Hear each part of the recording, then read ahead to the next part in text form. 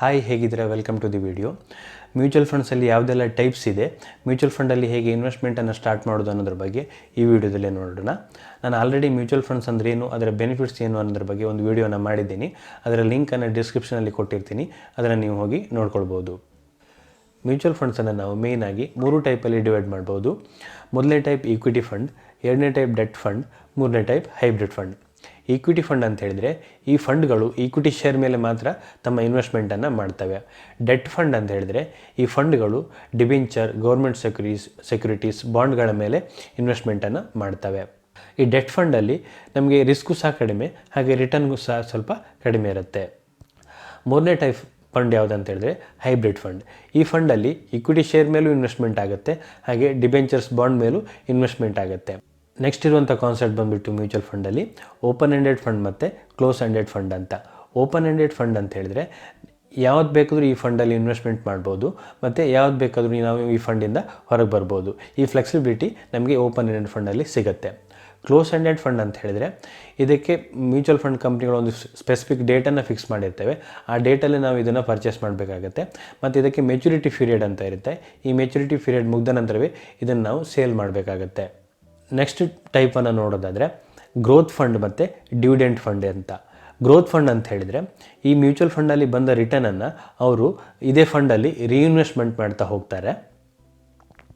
ಇದರಿಂದ ನಮಗೇನು ಪ್ರತಿ ವರ್ಷ ರಿಟರ್ನ್ ರೀತಿಯಲ್ಲಿ ವಾಪಸ್ ಕೊಡೋದಿಲ್ಲ, ಬದಲಾಗಿ ಅದೇ ಬಂದ ರಿಟರ್ನನ್ನು ನಮ್ಮ ಮ್ಯೂಚುವಲ್ ಫಂಡ್ ಮೇಲೆ ಇವರು ರೀಇನ್ವೆಸ್ಟ್ಮೆಂಟ್ ಮಾಡ್ತಾ ಹೋಗ್ತಾರೆ. ನಾವು ಮ್ಯೂಚುವಲ್ ಫಂಡನ್ನು ಲಾಸ್ಟಿಗೆ ಸೇಲ್ ಮಾಡಿದಾಗ ನಮಗೆ ಇದರ ರಿಟರ್ನ್ ಸಿಗುತ್ತೆ. ಇನ್ನು ಡಿವಿಡೆಂಟ್ ಫಂಡ್ ಅಂತ ಹೇಳಿದರೆ ಈ ಫಂಡಲ್ಲಿ ಬಂದ ರಿಟರ್ನನ್ನು ಪ್ರತಿ ವರ್ಷವೋ ಅಥವಾ 2 ವರ್ಷಕ್ಕೊಮ್ಮೆಯೋ ನಮಗೆ ಡಿವಿಡೆಂಟಾಗಿ ರಿಟರ್ನನ್ನು ಕೊಡ್ತಾ ಹೋಗ್ತಾರೆ. ಇದರಲ್ಲಿ ಅವರು ರೀಇನ್ವೆಸ್ಟ್ಮೆಂಟನ್ನು ಮಾಡಲ್ಲ. ಫಾರ್ ಎಕ್ಸಾಂಪಲ್, ಒಂದು 10 ರೂಪಾಯಿ ಮ್ಯೂಚುವಲ್ ಫಂಡ್ ಇರುತ್ತೆ, ಅದು 1 ವರ್ಷ ಆದ ನಂತರ 15 ರೂಪಾಯಿ ಹೋಗಿರುತ್ತೆ. ಆ ಮ್ಯೂಚುವಲ್ ಫಂಡ್ ಕಂಪ್ನಿ 2 ರೂಪಾಯಿ ಡಿವಿಡೆಂಟನ್ನು ಕೊಡಬೇಕು ಅಂತ ಡಿಸೈಡ್ ಮಾಡುತ್ತೆ. 2 ರೂಪಾಯಿ ಡಿವಿಡೆಂಟನ್ನು ಸಹ ಕೊಡುತ್ತೆ. ಆಗ 15 ರೂಪಾಯಿ ಇರುವಂಥ ಮ್ಯೂಚುವಲ್ ಫಂಡ್ ಯೂನಿಟ್ ವ್ಯಾಲ್ಯೂ 2 ರೂಪಾಯಿ ಕಡಿಮೆಯಾಗಿ 13 ರೂಪಾಯಿಗೆ ಬಂದಿರುತ್ತೆ. ನಮಗೆ 2 ರೂಪಾಯಿ ರಿಟರ್ನ್ ನಮ್ಮ ಅಕೌಂಟಿಗೆ ಬಂದಿರುತ್ತೆ. ಸೊ ಇನ್ನು ಮ್ಯೂಚುವಲ್ ಫಂಡನ್ನು ನಾವು ಹೇಗೆ ಪರ್ಚೇಸ್ ಮಾಡೋದು ಅನ್ನೋದನ್ನು ನೋಡೋದಾದರೆ ಇಲ್ಲಿ ನೀವು 2 ವಿಷಯವನ್ನು ಗಮನದಲ್ಲಿಟ್ಕೊಳ್ಬೇಕು. ಒಂದು ಡೈರೆಕ್ಟ್ ಪ್ಲ್ಯಾನ್ ಮತ್ತು ರೆಗ್ಯುಲರ್ ಪ್ಲ್ಯಾನ್ ಅಂತ ಇರುತ್ತೆ. ಡೈರೆಕ್ಟ್ ಪ್ಲ್ಯಾನ್ ಅಂತ ಹೇಳಿದರೆ ನಾವು ಮ್ಯೂಚುವಲ್ ಫಂಡ್ ಕಂಪ್ನಿಯಿಂದ ಡೈರೆಕ್ಟಾಗಿ ಫಂಡ್ಗಳನ್ನು ಪರ್ಚೇಸ್ ಮಾಡುವಂಥದ್ದು. ಈ ರೆಗ್ಯುಲರ್ ಪ್ಲ್ಯಾನ್ ಏನಿರುತ್ತೆ ಇದನ್ನು ಡಿಸ್ಟ್ರಿಬ್ಯೂಟರ್ಗಳು ಸೇಲ್ ಮಾಡಿರ್ತಾರೆ. ಫಾರ್ ಎಕ್ಸಾಂಪಲ್, ಸ್ಟಾಕ್ ಬ್ರೋಕರ್ ಆಗಿರ್ಬೋದು, ಇವರೆಲ್ಲ ಈ ರೆಗ್ಯುಲರ್ ಪ್ಲ್ಯಾನನ್ನು ಸೇಲ್ ಮಾಡ್ತಾರೆ. ಈ ಡೈರೆಕ್ಟ್ ಪ್ಲ್ಯಾನ್ ಮತ್ತು ರೆಗ್ಯುಲರ್ ಪ್ಲ್ಯಾನ್ಗೆ ಏನೆಲ್ಲ ಡಿಫ್ರೆನ್ಸ್ ಇದೆ ಅಂತ ಹೇಳಿದರೆ, ಎಕ್ಸ್ಪೆನ್ಸ್ ರೇಷಿಯೋ ಡೈರೆಕ್ಟ್ ಪ್ಲ್ಯಾನ್ಗೆ ಕಂಪೇರ್ ಮಾಡಿದರೆ ರೆಗ್ಯುಲರ್ ಪ್ಲ್ಯಾನಲ್ಲಿ ಜಾಸ್ತಿ ಇರುತ್ತೆ. ರೀಸನ್ ಇಷ್ಟೇ, ಈ ರೆಗ್ಯುಲರ್ ಪ್ಲ್ಯಾನನ್ನು ಡಿಸ್ಟ್ರಿಬ್ಯೂಟ್ ಮಾಡುವಂಥದ್ದು ಬ್ರೋಕರ್ ಅಥವಾ ಬೇರೆ ಡಿಸ್ಟ್ರಿಬ್ಯೂಟರ್ ಆಗಿರೋದ್ರಿಂದ ಅವರಿಗೂ ಸಹ ಕಮಿಷನನ್ನು ಕೊಡಬೇಕಾಗಿರುತ್ತೆ. ಸೊ ಆದ್ದರಿಂದ ರೆಗ್ಯುಲರ್ ಪ್ಲ್ಯಾನಲ್ಲಿ ಎಕ್ಸ್ಪೆನ್ಸ್ ರೇಷಿಯೋ ಜಾಸ್ತಿ ಇರುತ್ತೆ. ಈ ಎಕ್ಸ್ಪೆನ್ಸ್ ರೇಷಿಯೋ ಜಾಸ್ತಿ ಇರೋದ್ರಿಂದ ನಮಗೆ ಸಿಗುವ ರಿಟರ್ನಲ್ಲಿ ಸ್ವಲ್ಪ ಕಡಿಮೆ ಆಗುತ್ತೆ. ಸೊ ನನ್ನ ರೆಕಮೆಂಡೇಷನ್ ಏನು ಅಂತ ಹೇಳಿದರೆ, ನೀವು ಡೈರೆಕ್ಟ್ ಪ್ಲ್ಯಾನನ್ನೇ ಹೆಚ್ಚಾಗಿ ಬೈ ಮಾಡೋದು ಒಳ್ಳೆಯದು.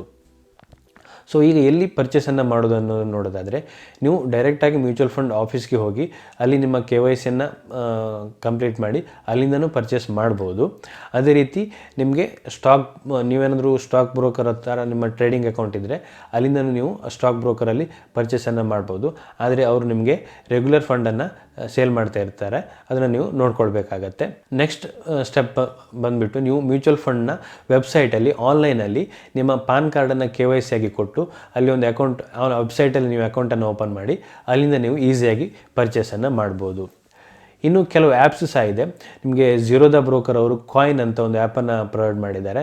ಇದರಲ್ಲಿ ನೀವು ಡೈರೆಕ್ಟ್ ಮ್ಯೂಚುವಲ್ ಫಂಡ್ಸನ್ನು ಫ್ರೀಯಾಗಿ ಪರ್ಚೇಸ್ ಮಾಡ್ಬೋದು.